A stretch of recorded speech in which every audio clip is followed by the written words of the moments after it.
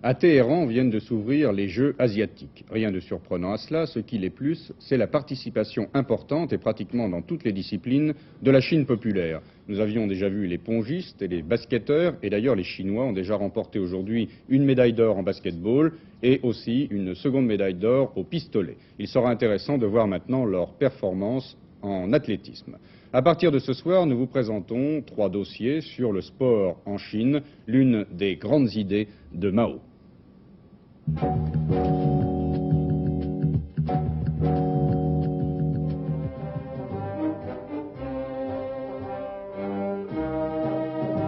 Du 1er au 16 septembre vont se dérouler à Téhéran les Jeux asiatiques.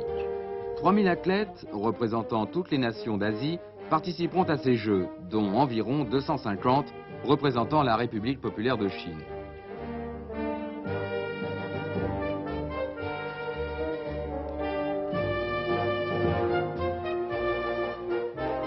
C'est la première fois que la Chine populaire envoie une aussi forte délégation dans une compétition internationale. Ce sera pour nous l'occasion de classer les sportifs chinois dans la hiérarchie mondiale et surtout de mieux comprendre la signification du mot sport pour les Chinois. Lorsque Mao Tse-tung écrivit le 10 juin 1952 qu'il fallait développer les sports et fortifier la constitution physique du peuple, plusieurs millions de Chinois prirent la direction des stades et appliquèrent ce mot d'ordre.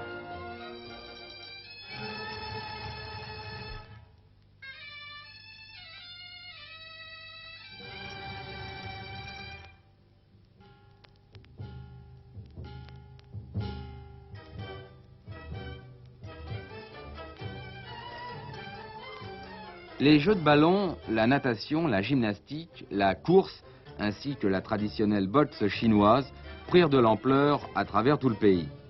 Ouvriers, paysans, étudiants, soldats comprirent alors le message de Mao Tse-tung.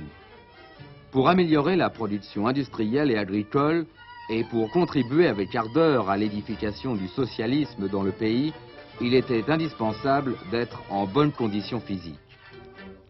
Avant de se mettre à courir ou à taper dans un ballon, il s'agissait de réfléchir, de bien comprendre les raisons pour lesquelles on devait le faire.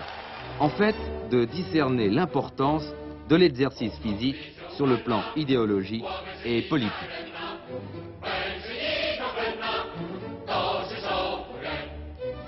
La notion de sport de masse se précisait alors.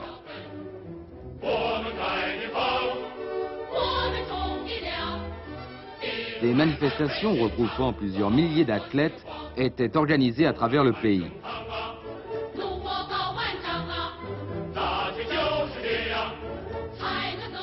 La Chine étant un vaste territoire comprenant des régions fort différentes les unes des autres, il s'agissait de découvrir les disciplines qui s'appliquaient le mieux à chaque contrée.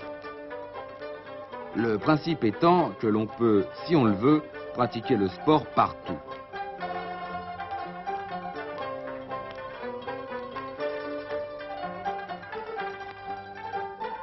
Dans les régions montagneuses, l'alpinisme se développa rapidement. Plusieurs millions de Chinois s'adonnèrent à la natation dans l'eau des fleuves ou au bord de la mer. Le président Mao donnant lui-même l'exemple. Petit à petit, le sport devint en République populaire de Chine une façon de bien occuper les autres 8 heures, c'est-à-dire selon le quotidien du peuple, les heures qui ne sont consacrées ni au travail, ni au sommeil. L'éducation sportive se développa considérablement en Chine. Sous l'autorité de champions confirmés, les débutants s'initièrent à la pratique de disciplines variées.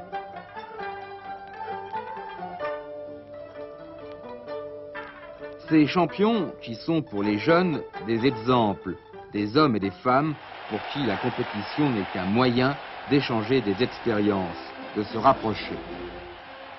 Amitié d'abord, compétition ensuite, ce vieil adage revient fréquemment.